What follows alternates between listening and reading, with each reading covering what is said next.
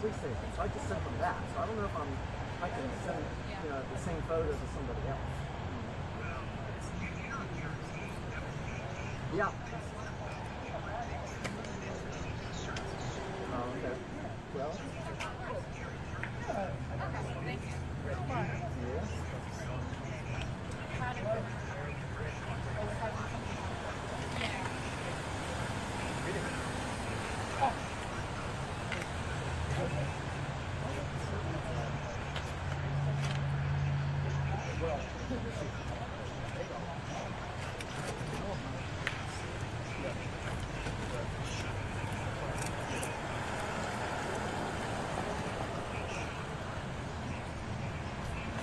Let's do this.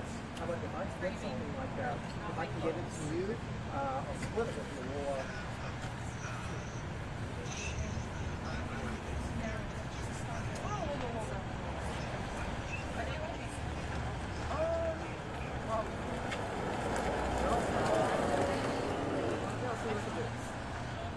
give him my number. Well, yeah. Okay.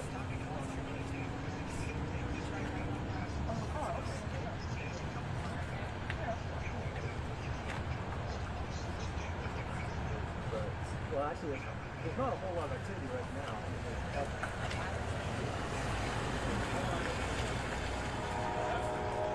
Like I said, that's right. Well, send me some information of who I would send it to. So your top five so good shit. You have your other battery? Yeah.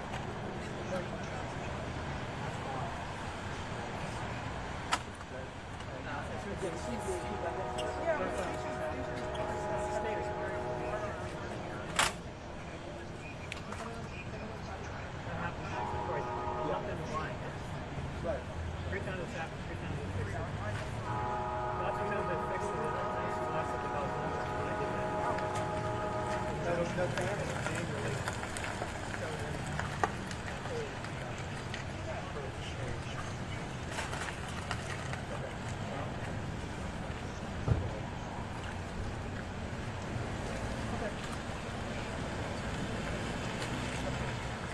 Serious.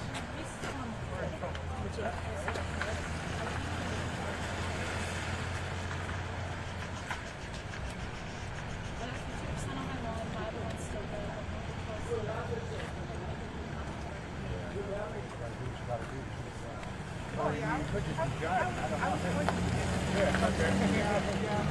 No, I'm not cold right now. I'm good. Surprisingly not cold. I have warmer sheets on the way, so I'm covered. You sure want me to stop that one, or?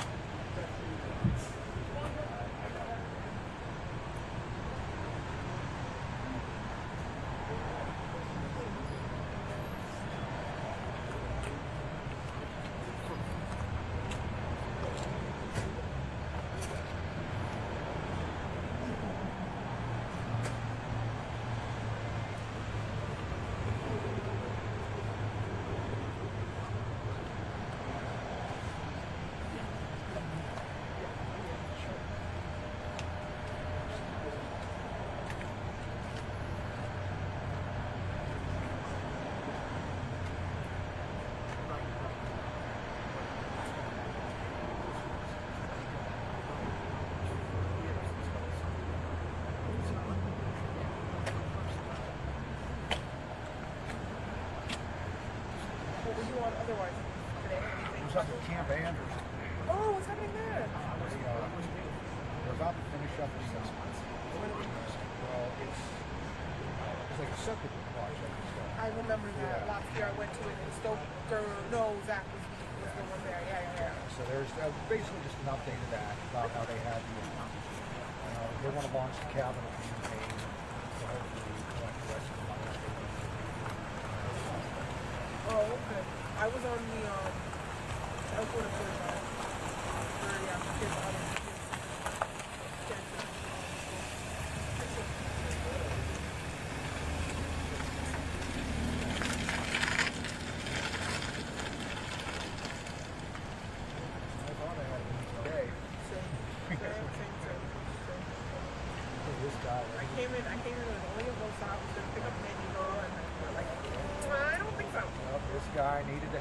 I don't think so.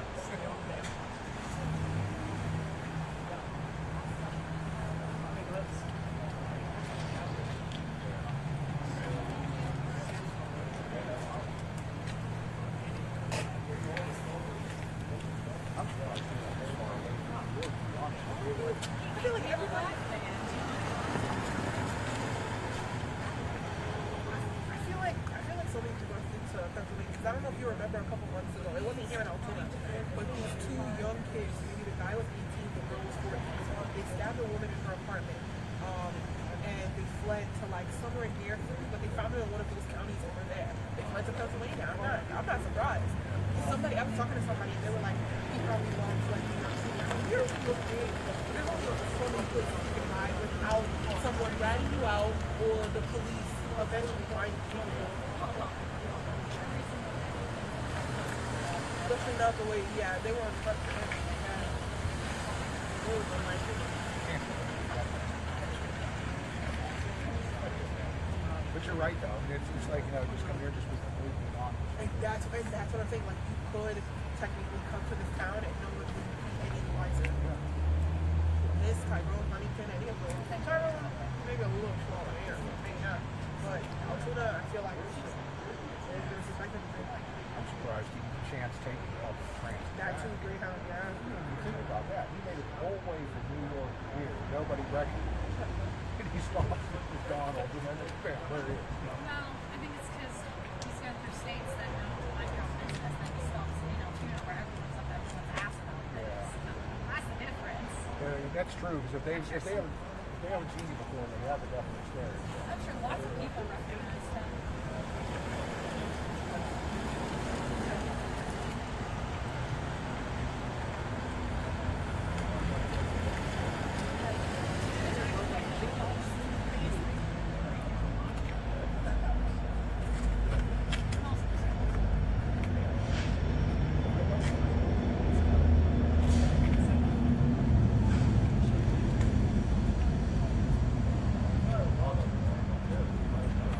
Yeah,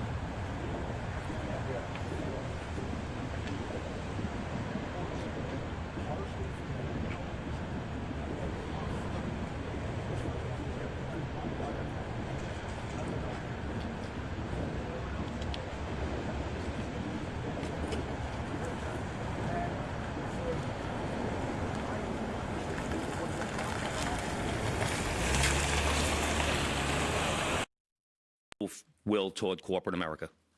Over here, sir. MJ? Chief, was the suspect wearing a mask at the time he was spotted in the McDonald's? And also, criminal cases often have a linchpin. Can you point to a single linchpin that helped crack this case? There's numerous linchpins in this case, in the fact that we've recovered an enormous amount of forensic evidence, an enormous amount of video, and once again, with your help and the public's help. So I really couldn't put it on one thing, but if I had to, it would be the release of that photograph from the media. Dean? You said he had a passport on him. Do you believe he was trying to flee the country? And also, are you still looking for any evidence in Central Park in regards to the bike? We had divers in the water yesterday that came up negative results. The passport, we don't believe that he was planning on doing any traveling at this time. We don't think he, at this point in our investigation, we don't think he was trying to flee the country. The person at the McDonald's, were they buying food? What were they doing at that exact moment? He was an employee at the McDonald's. Right. But what was the suspect doing? He was sitting there eating. Will the suspect be brought back to New York and charged here, and when? We're going to have to work that out with the Manhattan District Attorney's Office in Altoona, Pennsylvania. He's going to be facing gun charges there, and at some point we'll work out through extradition to bring him back to New York to face charges here, working with the Manhattan District Attorney's Office. Anita? Hi, Anita from the New York Post. I was just hoping to get more details on the capture itself. Did he put up a fight? Did he say anything to cops? And we've also reported that he published online anti-healthcare industry rantings.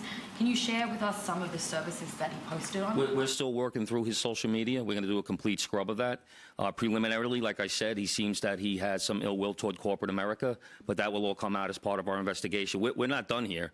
We're still going to be putting this together. We're still going to be working very hard to bring this to a successful conclusion. And the capture itself, did he put up a fight? Did he say anything to police? I don't have that information. Oh, sorry. Can you elaborate on how he got there, the path he took from Port Authority and on the George Washington Bridge to Altoona, PA? Same thing. This just happened this morning. We'll be working, backtracking his steps from New York to Altoona, Pennsylvania. I was going to ask if we knew anything, if he took a bus to Philadelphia first and then somehow got to Altoona. But We're still working on that. We're still working through that. Britain, is there any indication that any CEO's movements? Once again, we're still working this investigation very hard. It's not at its conclusion yet. That could come out during our investigation, but as of right now, we have no indication that that took place. Lisa? Chief, did he have any weapons or anything like that with him when he was arrested? He was in possession of a ghost gun that had the capability of firing a 9mm round and a suppressor. Joe? Can you get into a little bit about the technical aspects of the investigation? I know you deployed an unprecedented amount of technology. You also activated the Sentry program through Intel. Can you talk about how that is going to play into actually building the case as far as cell phone and all of the other technical aspects of what you've done? In this case, it really came down to technology was the use of drones in Central Park, and really comes down to the video canvas that we did. We used every source of video that we could collect, hundreds and hundreds and hundreds of hours from hundreds of sources, and that helped bring this to where we are right now. Keith? The gun is it believed to be the gun used in the shooting? And there was some talk that it was a veterinarian type gun. Is that accurate? No, as of right now, the information we're getting from Altoona is that the gun appears to be a ghost gun. May have been made on a 3D printer. The capability of firing a 9mm round, obviously that will come out during our ballistics testing. Oliver? Yeah, Oliver Barnes from the Financial Times. Do you have any indication like how long this handwritten, is it a handwritten manifesto that you found on the suspect? And then also whether or not he put it online at all? Don't know if it's online. As of right now, it's a handwritten 3-page document. Chief, does he have ties to that area, and was he someone who you knew by name before his arrest? We believe he may have attended college in Pennsylvania, but like I said earlier, he has ties to Maryland and California and Hawaii. And you knew him by name before today. Was his name on your radar? Excuse me? Was his name on your radar? Was he someone who you had been looking into before his arrest? No, we did not have his name prior to today. Lynn? Britain, okay. Does he have any prior arrests? I know there were none for New York City, but is there any prior arrests anywhere else in the country? We have not come across any arrests in the country. Chief, hi, how are you?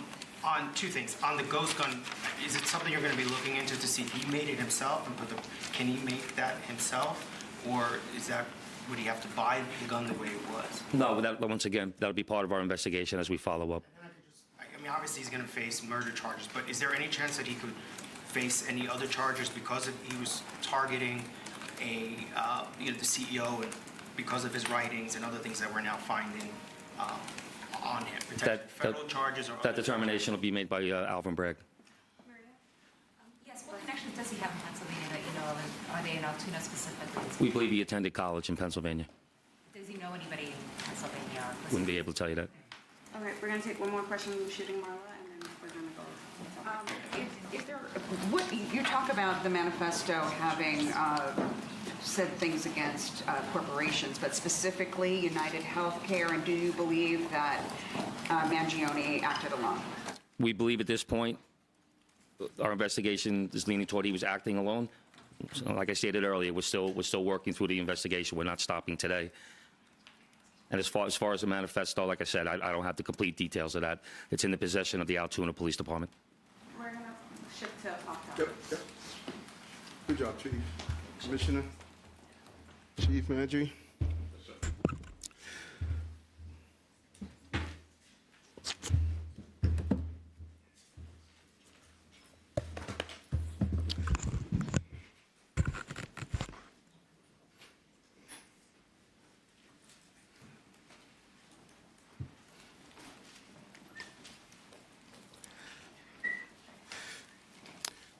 Again, great job by the New York City Police Department. Certain aspects of this investigation and the crime itself is something that we have been zeroing in on.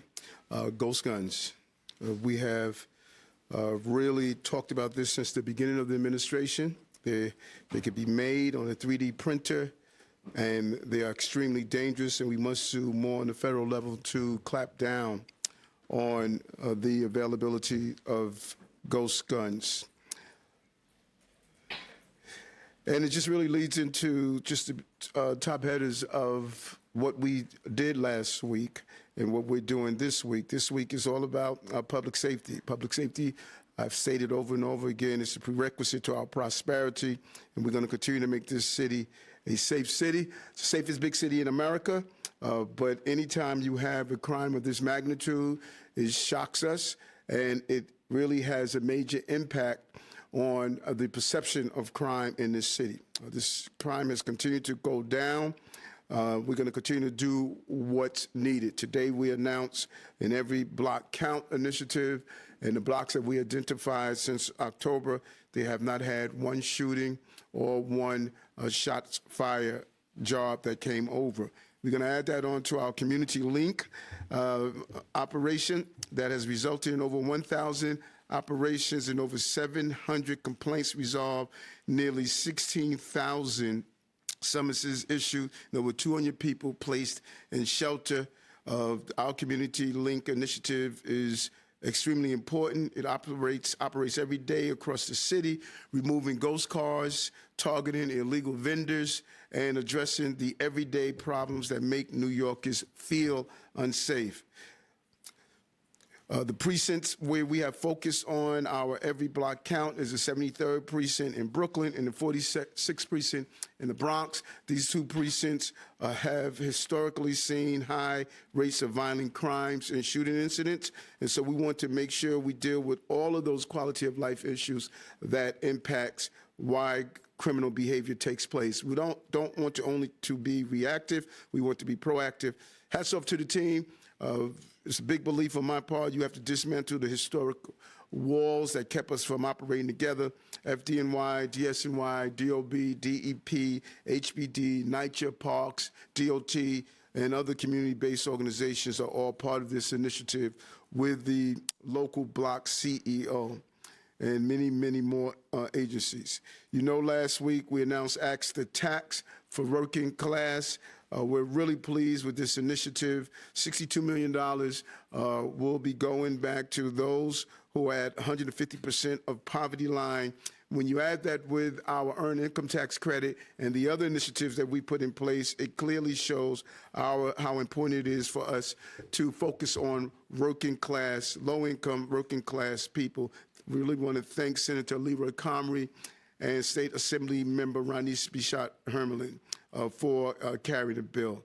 So, Amaris, why don't we open the floor to a few questions? Hi, Mr. Mayor. How are you? Good. Other big news today, Daniel Penny was found not guilty of the killing of Jordan Neely. I wanted to get your thoughts on that. And then another question. Last week on our morning show, you left the door open seemingly to rejoining the Republican Party. I wanted to know why you didn't say you're a proud Democrat. Do you find issues with your own party? First, as I stated when this incident first happened with Jordan, that's my son's name. And so, these incidents that happen in the city is not only professional, but they're personal, and we take that with us. Jordan should not have had to die. And I strongly believe, as I've been stating, probably from day one, we have a mental health system that is broken. When you have someone repeatedly going through that system, that's a signature of failure. And we need help in Albany and in the city council. We can't sit back and mourn the loss of someone that is caught up in this system when we're not taking the action every day. But a jury of his peers heard the case, saw all the facts and all the evidence, and made a decision. And I joined DA Bragg in stating that I respect the process. And then on my second question last week on leaving the door open about joining the Republican Party on our morning show, why didn't you say you're a proud Democrat, and do you find issues with your own party? No, it's amazing how things take legs and create their own creative writing style. I never stated that I was not running as a Democrat. I ran as a Democrat as a senator, as a borough president, as a mayor, and I won. I'm running as a Democrat. I was on Channel 11, and they asked the same question. I said the same thing. I am true blue, but I'm also a true blue-collar mayor. And the American people in general, but specifically here in the city of New York, they're tired of this squabbling after campaigns are over. I don't think anything is more infuriating than while you are dealing with everyday crisis, people are having an intellectual conversation of parties. When I took office as a police officer and as an elected official, I pledged allegiance to the United States of America. And that's what I said on your show. And how did I run wild? That's just the nature of the creativity that comes from your industry. I ran as a Democrat, I'm going to run as a Democrat, and I'm going to win as a Democrat like I did the last time. Good to see you. How are you?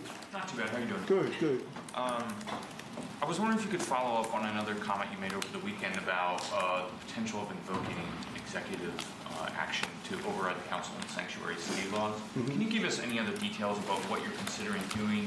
I think you expressed why, but any details about any new policy you're presenting? And one quick follow-up to Kelly's question. Do you think the verdict in the Daniel Penny case says anything about the mood of the city, and do you feel like it opens the door for maybe more of these interactions of people taking justice in their hands, so to speak? Yeah, good question. And I'll answer the latter first. What you see, what people often do, a lot of people make interpretations, about trials, but juries are in the courtroom. They're hearing every piece of evidence. They are hearing the testimonies. They have to make the decision. And that's the system that we have. And actually, it is probably one of the best systems on the globe. And I think the juries heard the evidence and made a determination based on the evidence that they heard. And does it impact what's going to happen throughout the city, that people are not going to take action or going to take action? I don't think it does. I think that oftentimes people make these decisions when they are in the midst of it. And there's a desire of New Yorkers to help out. those who are in need. There's a desire of New Yorkers to always respond when they believe it's necessary. And I don't think that is going to change in any way. This is not the first time, and I'm sure it's not going to be the last time, that individuals take actions, and people are going to question about those actions that happen. But at the cornerstone and the heart of this is that this young man, like so many others that are on our subway systems, I made it clear. That's not a place to sleep, to live. That's not a place to be. And when they need help, we need to give them the help that they have. What was your first question? Quickly, if you could give us any more details about what you're That's the thinking Sanctuary about the City. Sanctuary City. I have not been unclear about this. I've been extremely clear. I've said it over and over again. I said it last year sometime. The part of the law that the City Council, they have refused to change, that we cannot communicate with ICE when people commit serious violent acts. I disagree with that. That was not the Sanctuary City law that Mayor Koch put in place. It was not the Sanctuary City law that Mayor Bloomberg did. The previous administration made a major change. And there was a report over the weekend where a councilperson stated that, why don't you just open up the federal ICE office on Rikers Island? We can't. It's right. So, one should know what the law is and what the law isn't. And if I had legal standings to overturn that law, then that's the conversation I want to have with the Court Counsel. When we feel the law is unjust, we go to our Court Counsel and say, do we have legal standards? We're not going to do frivolous lawsuits just to say we're doing a lawsuit. I was just curious, are you going to add crime? Because there is a list of crimes where someone committed them. You can release a detainer if ICE has a judicial warrant. So is it a matter of adding more crimes? Is it a matter of what you just mentioned, allowing ICE to work on city property? Any specifics you can give us? My directions to the Corp Counsel was to give me my options on what I could do as the mayor and what EO I can actually put in place. They are looking through the options. They're extremely clear on my feelings about people who harm innocent New Yorkers and people who harm migrants and asylum seekers. I'm clear on that no one in this city should be the victim of a violent crime. And so they're looking at that, and once we make a determination, I can circle back. Mr. Mayor. Yes. How are you? How are you? Good, thank you. I just wanted to circle back onto the Daniel Penny verdict. Should the governor remove District Attorney Alvin Bragg after losing this case, which you previously signalled is a case that should not have been brought forward? And then I just wanted to follow up with, is the jury's decision a reflection that New Yorkers are sick of a soft-on-crime justice system? Sick of what? They're sick of a soft-on-crime justice system. No, she should not remove D.A. Bragg's. The people voted for the district attorney. We have a process, and I am totally against using mechanisms to overstep the boundaries of the electeds. And so, no. And we've had great partnership with the district attorney and some of the things that we have done in the city, and we look forward to continue to do that. New Yorkers have always been tired of things that allow people who commit violent acts to be part of a revolving door system. I've talked about this over and over again, that we need to deal with those who are repeatedly dealing with carrying out violent acts and those who need help. 18 to 20% of those who are on Rikers Island have severe mental health issues. 51% have mental health issues. That's why my call of using one of the 4 jails that we're opening to turn it into a state-of-the-art psychiatric facility. We could do a better job, and we could do better resources, and it can't be waiting until these incidents happen, then everybody stands up and says something's wrong. We need to stand up before something happens. Hi, Mayor. How are you, Emma? Good. When you meet with Tom Homan this week, Yes. are you planning to talk with him? And do you plan to express anything to him about the threats of deportation, about your concerns about people who are here who are law-abiding? We're going to have a host of conversations, but at the root of my conversation is how do we secure our border. I want to share some of my strategies. We need a real decompression strategy.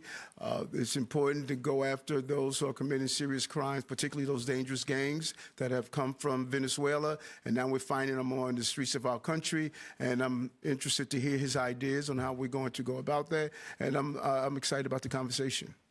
Great. Thank you, Ms. On the Janet Penny verdict too, I understand you're saying you respect the process. I'm just wondering if you think this is the right verdict. You said last week that you wanted the jury to reach the right verdict. You also said last week that Mr. Penny did, quote, what we should have done as a city in his interaction with Jordan Neely. I'm just wondering if you can elaborate a little bit on what you meant by that on a totally different issue. There was a mayoral forum over the weekend specifically about housing where 3 candidates committed to, quote unquote, freezing the rent, more or less directing the rent guidelines board to not do an increase next year. Is that something you would support? And if not, why? And on these mayoral forums, you didn't show up to this one. Are you going to show up to any of these, or why do you keep skipping? Yeah, first, do I think it's the right verdict or the wrong verdict? The jury made their decision. I respect, like the DA, I respect the process.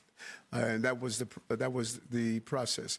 And what I was saying about we should have been standing up for those passengers.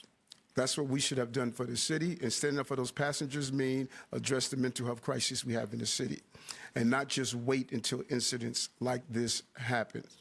And determination of him that he stood up, rightfully or wrongfully, that came in front of a jury of his peers. What was your second question? The mayoral forum over the weekend. Yeah, we got many forums that are going to take place, and what I've learned when I was campaigning, a lot of people talk about the ideas of what they can do, what they want to do. One thing no one can say, I did it.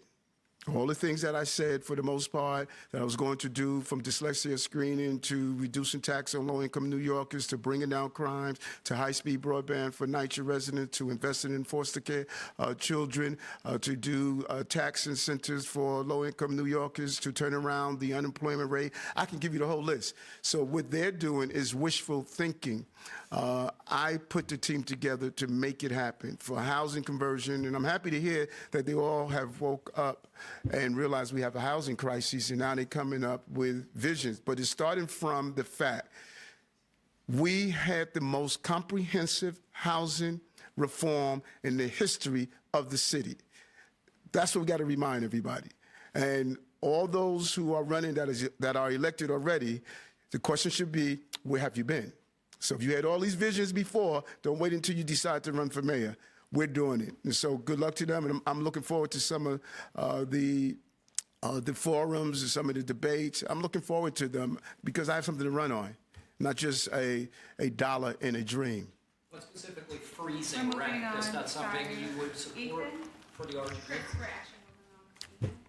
Mr. Mayor, so this morning the City Council and the Public Advocate filed a lawsuit over your suspension of the local law 42, I believe, the solitary confinement bill. I'm just wondering what your reaction is to that, they're trying to prevent you from suspending that law. And it would be played out in courts. We just have a difference of opinion here. First of all, we don't have a sanctuary city. I mean, we don't have a solitary confinement, and I don't know why they keep saying that. We don't have a solitary confinement. And I'm not a hard guy to figure out. I made it clear over and over again. Public safety. And I don't go to Rikers Island just to, have a photo op. When I went on Thanksgiving Day, it was to talk to the correction officers and the inmates. It was to walk through and see, are we making progress? I've been on Rikers Island more than any mayor in the history of this city. And my job is to make sure correction officers are safe, the civilian employees are safe, and inmates are safe. 80% of those who are assaulted on Rikers Island are assaulted by other inmates. And I need to make sure that they're safe. And the way the law was written, it jeopardized their safety, and we took necessary steps after communicating with the Corporation Council, and the courts will make that decision. Yeah, Mayor Adams, with the CEO shooting, there was a constant stream of updates, surveillance images, Crime Stopper alerts, TV news spots. requests for information from the NYPD.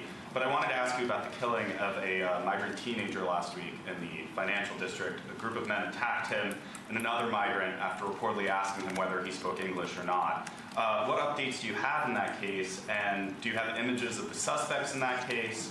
And if so, why haven't those been publicized, as we saw in this other case? And has the same amount of police resources been spent on his death as the CEO's death? First and foremost, the fact pattern that you just described about asking, did he speak English, that was not in any of the reports, that was not in any of the interviews, because I specifically asked the investigators and the commissioner, and that was in any documentation or any of the interviews that took place. Any loss is a huge loss. And there are aspects of that incident that is slightly different from what was reported and is currently receiving the necessary manpower to bring the person to justice. And we don't believe a loss of a death of an innocent life should be ignored. But when you have a specifically targeted shooter, we didn't know if this person was going to carry out additional shootings. We didn't know if this person was a serial shooter. We didn't know what we had. We knew we had to take him off the streets of the city. So the urgency was not so much that was he a CEO in comparison to someone that's a low-income New Yorker. No, it's not. We did not know what we had and what was going to be the extent of that. And as it was just mentioned, some of the preliminary reporting that the chief gave us is that he was showing a total, appeared to be a distaste for corporate America. So we didn't know what was next. And we did the necessary decision to make sure we brought this person to justice and took him off the streets of New York. So if the reporting hasn't been accurate, do you have any updates on that case? We're actually moving on. Morgan? Hi, Mr. Mayor. Hey, Morgan, how are you? I'm good, thank you. So on the man believed to be the suspect here, one of the reasons why you guys got a good look at him is because he was able to pull his mask down in the hostel. Just wondering if this is prompted you to renew your call to have people not wear masks when they go inside businesses. And then my second question is, you said that you're going to run as a Democrat, but you said you're also a blue-collar mayor. Do you feel like the Democratic Party has strayed away from its blue-collar roots? I think it was last year, early this year, mayor's dog years, we called to say, when you go into businesses and establishment, ask people to temporarily remove their mask. We can close these cases in hours when if everyone will cooperate and just say temporarily pull down your mask. You don't have to permanently take it off, but once you get that video, once you get that picture, then you are in a good place. And we're going to ask our Uber, Lyft, taxis, all of them to act the same. When you get inside someone's taxi, someone's cab, someone's for hire vehicle, you should have that person pull down their mask so you can see who they are, and many of our vehicles have cameras inside. That would assist us greatly to apprehend the person involved and send the information across the country. And so I will continue to advocate a very smart, simple way of having a great tool for law enforcement, and we want to continue to do that. And then the second question, you said that you're going to run as a Democrat, Yes. but The Democratic also, groups, right. No, I think that we are not doing a good job in speaking to working class people. And I've said this over and over again, and I said it pre-election, that our conversation is and must be, as what we've attempted to do in this administration, from housing to bringing down the cost of child care to all the other initiatives. We wanted to speak to working class people, and that's what I hear from working class people every day. And while they are hurting, they don't want this intellectual conversation that I believe the party started to do. You look at what we did here in New York. The minority leader in Congress, Hakeem Jeffries, was able to secure many of his seats here because those candidates were having a working class people conversation, and that's what I think the party needs to do. From Bloomberg? Yeah. About the mask ban, Yes. I know that the governor has also been talking about pushing for a ban maybe in subways. You've talked about, would you go to some kind of legal ban or something that you present before the city council? I think it's a combination from our preliminary review. It's a combination from the city council and a combination from the state. We had a ban in place, and it was removed after COVID. I think we need to re-examine having that put back in place. And I know the governor has voiced some interest in it, and I think that what we saw here, it is maybe this would give the wind in the sail to bring this home. One thing is clear that thank God this person didn't go out and harm other individuals. The longer he stayed on the streets, the more dangerous it could have been. Hi, Mr. Mayor. What's up, Liz? How are you? Good. Just wanted to clarify something. You talked about this last week, too. Yes. Would you prefer to see an undocumented person who's accused of a violent crime? Would you prefer to see that person serve out their sentence before being handed over to federal authorities? Or would you be willing to hand them over to federal authorities before that verdict and before the sentencing is announced? My desire is to give the member of the public who's the victim of that crime, they should serve their sentence. I want to hear what the borders are, what his ideas are, because justice is making sure that person serves a sentence. If that person commits a serious violent act and he's automatically cut loose, we can find that person back on our streets. And you can find that person, not every country will make sure that person serves out his time. If there's a way to have an agreement that they serve out their time in that country, I can live with that. But I think a family member who lost a loved one, who was viciously assaulted, who was harmed in serious ways, particularly our 7 major crimes, they should get some sort of justice. And many of our borders in other countries lax in ensuring that that person does not come back into our city. Nothing would be more horrific that a person commits a serious crime and that person is immediately released without serving that time, and that family is not receiving any justice, and they come back on our streets. That's why we have to secure our border.